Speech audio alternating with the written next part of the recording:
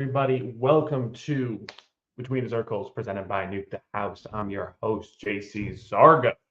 Sorry for the last minute post and launch, everybody. Wasn't feeling too great yesterday. Wasn't sure if I was going to be up to a show today. Still not feeling great, but after a perfect day yesterday, starting to find our groove in the NHL season, had to give the people a little bit of content, give them a couple picks, let them know what I'm liking today, and see if we can start a winning streak here. Um, I post picks almost every day on the Nuke the House page, so make sure you're following here on YouTube, follow the Twitter, and then on the website you can see all my daily picks. Yesterday we hit on the Islanders Edmonton under, as well as the 60-minute line, um, or I believe it's the money line for Colorado. 60-minute line. We had a 60-minute line, so nice positive payoff there. I really like that Edmonton pick. Based on what's going on over there, I knew there was a good chance that they were going to have a strong showing against the Islanders. I knew there's a good chance of that, but I wasn't positive. I also saw it just getting worse. However, either way, I figured the under was a super safe play there because either what happened was going to happen, they were going to come out strong, destroy the Islanders, hold them to a few goals, and make an easy under cash. Or worst case, they were going to play crappy, and we still have an under. So that was the approach on that pick, and that's kind of giving my train of thought on that one. It's always kind of nice when you have a game like that, right? It's like, well, I think this is how it's going to go, but let me find a different way to play it so we can kind of cover a couple different angles. Like I said, not feeling great, so I'm not going to go over all these games, but there's a few spots I want to target.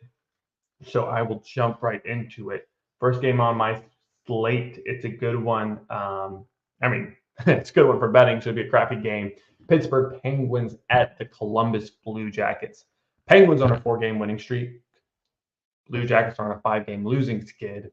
So this is one of those ones. Don't overthink it. You walk up to the roulette table and you see Reds hit 5 times in a row. Probably just throw money on Red and see if it's going to happen again. I was a little more scientific than that, though. Penguins, they're just playing great hockey. They kind of had a slow start, but man, they have a talented roster, and they are starting to show it with their play. And the Blue Jackets, man, this is a team. When are we just going to give up on them? Everyone was super excited for them last year. That didn't work out. Kind of thought, oh, maybe they'll straighten things out.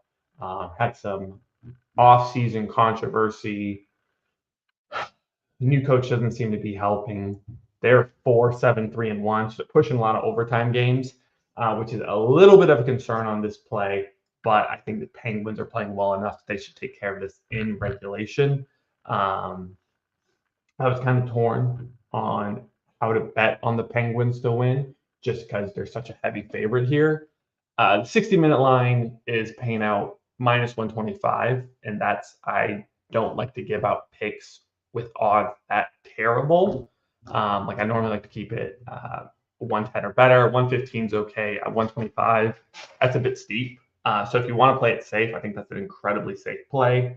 However, if you want, some favorable odds, take Penguins -1.5, paying out +128.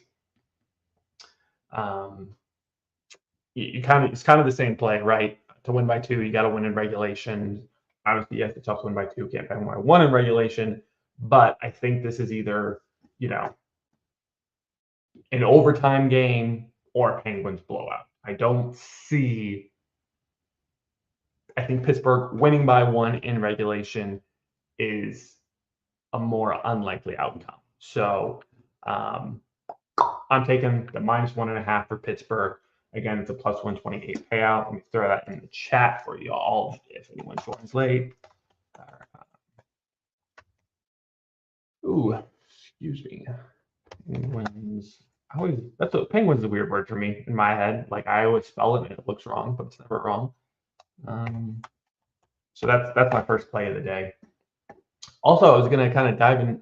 I heard Ricardo Cal might be on the trade block, so I have no idea if there's any merit to that. A little bit of a you know inside source, um, but there's talks and Gunsel. I have no idea why. I didn't get a chance to dig too much to see if there are any reports. Um, Raquel's name is likely to hit the NL trade market this season due to both his slow start, the Penguins' lack of other trade assets, and the need for a different style of players. I mean, that's kind of fair. So has been playing great this season.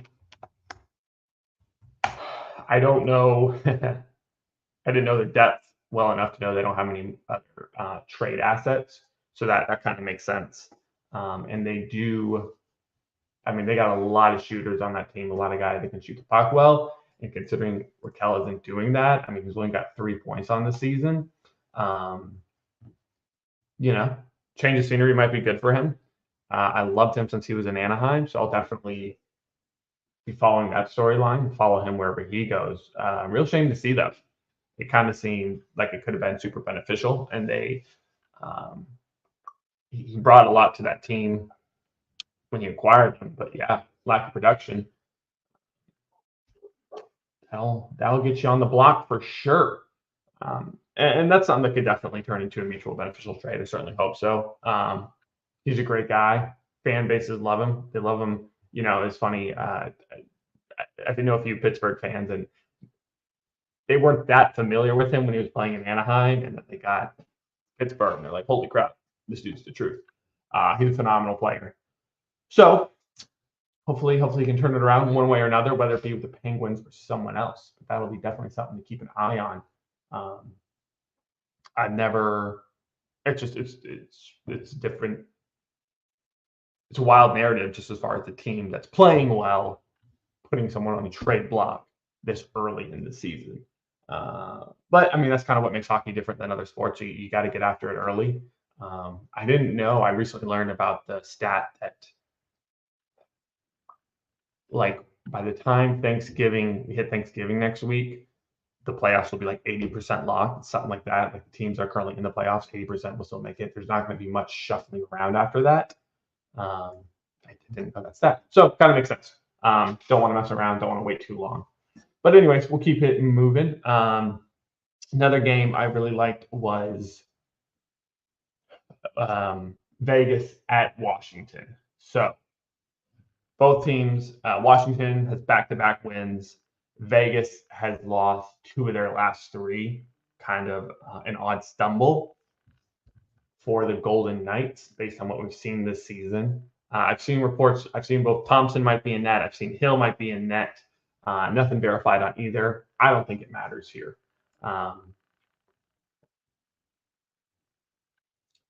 Having lost 2 of their last 3, granted they were divisional opponents, right? They beat San Jose 5-0. Nothing crazy there. But before that, they lost to LA. They lost to Anaheim.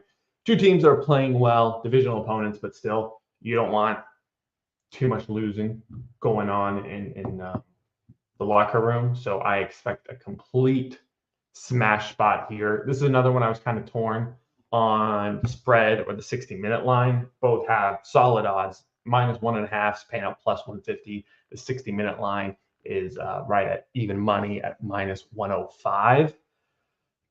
Kind of take your pick on that one. If you want something juicy, you can go ahead and take that spread. But my philosophy with sports gambling, if you're trying to do this, trying to build a bankroll, just don't get greedy, right? -105 on the 60-minute line. Those are phenomenal odds when you're talking about Vegas. Yes, +150 would be fantastic to hit on, but -105 is nothing to scoff at. So I'm gonna play it safe. But again, for those of you who want a little that like to have a plus money sign by all your bets, looking for a big payout, I don't think that's a bad play at all. I think it's a tremendous spot given the odds. So I'll put that one in the chat for you all. I was really happy to hit on the Colorado 60-minute line last night. As you know, if you guys have been following me this season, I have had horrible luck on the 60-minute line, and not that I'm losing. The teams I'm picking is winning the game, but they're winning. I was like 1-4 on my 60-minute lines. Those teams winning in pass regulation.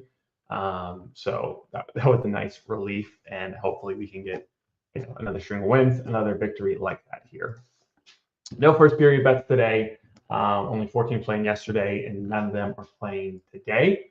So nothing to look at on that end. The other thing too that made today's show a little bit difficult is an extreme lack of confirmed goaltenders, which is kind of odd. It's extremely odd because the slate's so large. Figured someone would be locked in, but especially considering nobody played yesterday, you think we'd have a little more certainty. But almost nothing. Other game I kind of wanted to dive into a little deeper is Boston at Buffalo. We do have, that's like the one, Levy, not sure how you say his name, from Buffalo. He is likely but not confirmed. Expect an Ullmark in net for Boston. Let's see here. Levi is, where is that? He's 3-3 between the pipes. Couple ugly games, but he's been decent overall coming in. I mean, he's it's only his second season in the league. He's 21 years old, so I think he's got a bright future. I like what I've seen from him so far. Going up against Boston will kind of be a great test of, definitely say more if he has a good game. If he has a bad one, you can kind of shock say, hey, it's Boston, he's a young guy. But the Bruins are definitely going to look to take advantage of him. But he can kind of cement himself as definitely a future stud of this game in hockey if he has a solid showing tonight. I was wanting to see the team totals because those, I couldn't find those last night. And I don't think they're up still. Okay, here we go. So Sabres 2.5, Bruins 3.5.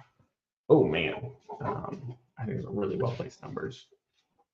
So Levi has allowed 4 goals once, twice, 3 times in 6 games. Yeah, I think this shoots. And I'm going to go with the over here. Buffalo's coming off, they were shut out by Pittsburgh.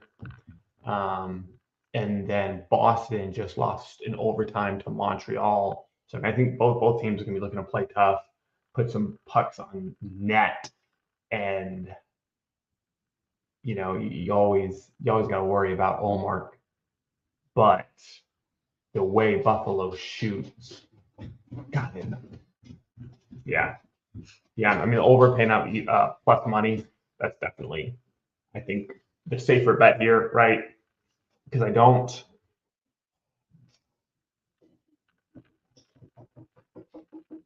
If it's 3, 4, yeah. I mean, you just never really know if you're going out of Buffalo. So, I think Boston Bruins over 3.5 goal is a decent play, especially with Levi in net.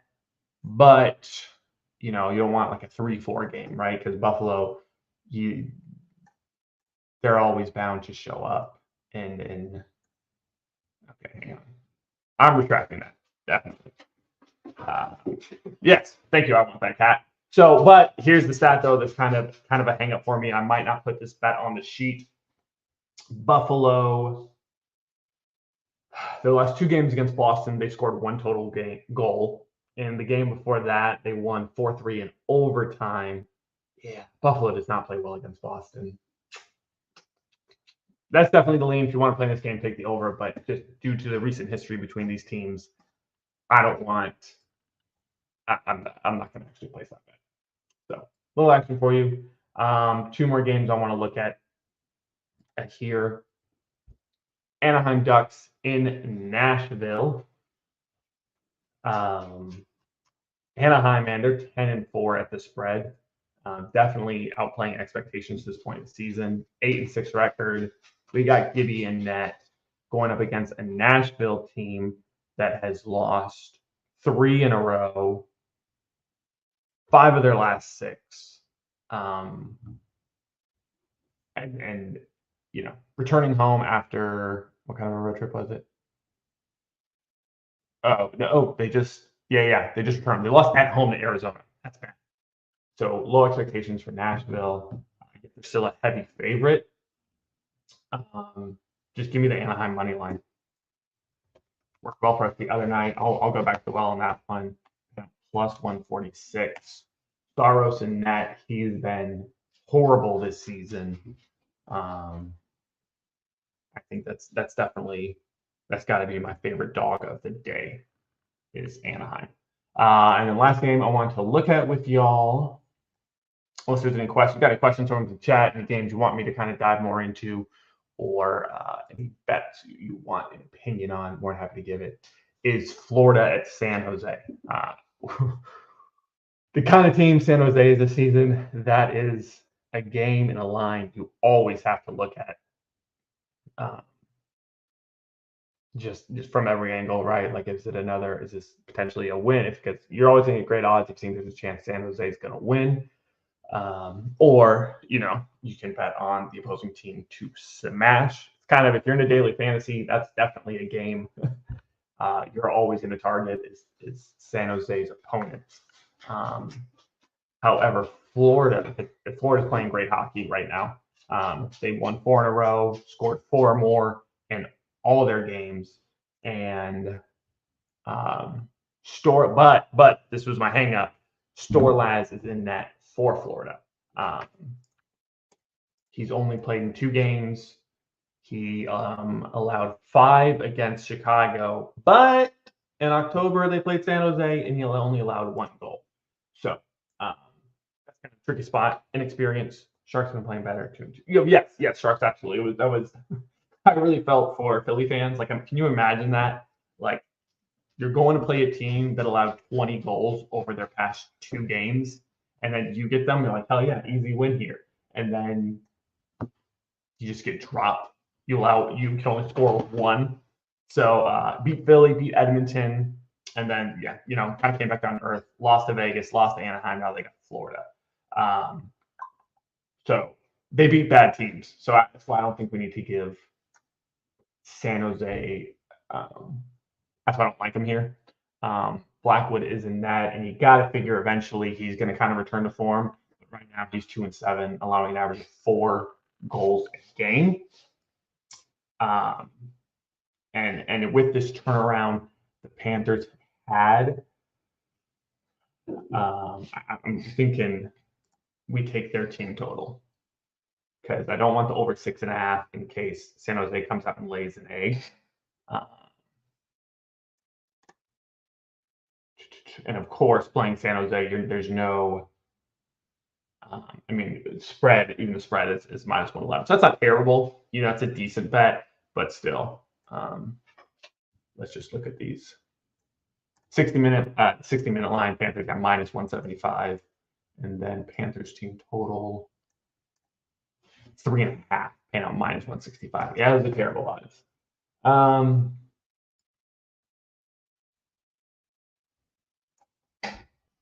Golly. Yeah. Let's see if anyone's got better odds on the game total. Because I haven't played Storlaz before, San Jose might have a good read. But yeah, everyone's 115 over 6.5 goals. Solid play if you want action.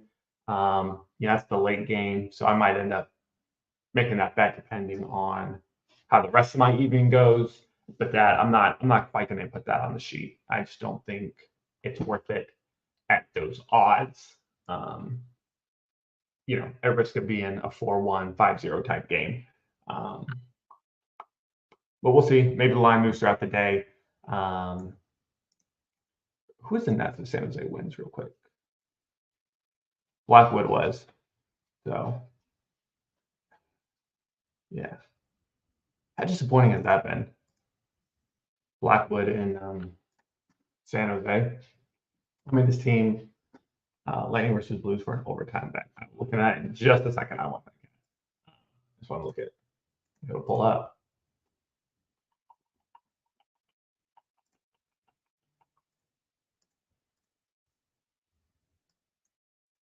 So yeah, I mean, if you're, yeah. Anyways, you thought you'd get something better out of Blackwood this season. So, but granted, you can't put too much blame on him with that defense in front of him. I mean, he's not getting anything. The amount of shots he's got to stop is ridiculous. Lightning versus Blues. That's gonna be an intriguing one. That's gonna be a more fun one to watch than anything. It's a pretty tight, pretty evenly matched game. In the head-to-head, Tampa Bay has won 3 in a row. Tampa Bay has lost 3 of their last 4. St. Louis, they're playing well. 4 of their last 5. I have not watched any Blues hockey this season. And overtime bet's tricky. Do you mean like betting on that game to go to overtime? That's never a terrible idea, especially in a game that's supposed to be so evenly matched. I feel like we've seen more overtime games this season. I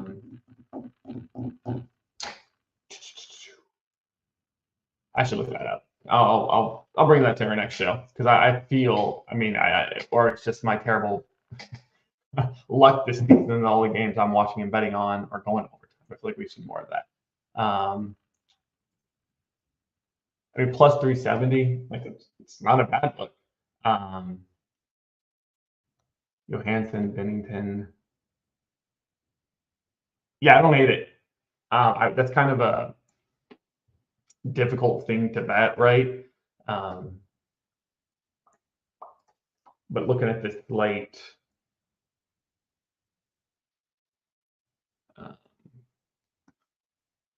like I could see Nashville, Anaheim going to overtime.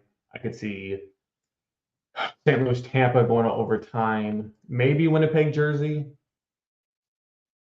I definitely could see that. That's another solid under. If it is end up being Vanacek and Hellbuck in that game, that under is a solid play. It's kind of like any or first touchdown in NFL. Like I just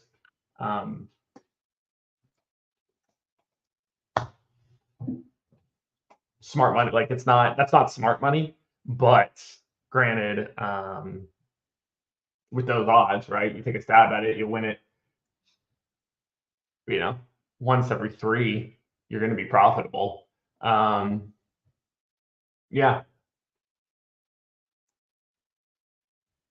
Yeah, if I had to make a pick, I would definitely say either Anaheim, Nashville, or Tampa Bay, St. Louis, most likely to go in overtime tonight. Good luck if you place that bet. I don't, like I say, you want something wild, something a little off the walls. It's a good way to go after it. Cool. That is all I got for y'all. Like I said, just want to keep it short and sweet, let you know what I'm thinking on today. I'm here every Tuesday. If you're watching the playback, hit me up on Twitter. Hit me up on. I'm not as active on Discord. I'm trying to be more so. I just got a lot going on in my life right now. It's hard to constantly be checking in on that. So Twitter, always a safe bet though. I always get those notifications. If you got any questions, any bets you want me to look at, want me to further explain anything, as I always say, love talking betting, love talking hockey. Yeah, and it's a Tuesday, so I'll probably be live tweeting some hockey tonight. I was going to last night, but I kind of got that NFL game turned out being a lot better than I thought it would be. So I was tuned into that all night and didn't watch too much hockey. And well, there's only 2 games to really much watch anyways. Appreciate you guys showing up. Be sure to drop a like. Be sure to follow. Nuke the House, and check us out on Twitter at Daddy Zargs for me and at Nuke the House for my awesome sponsor. Take it easy, y'all.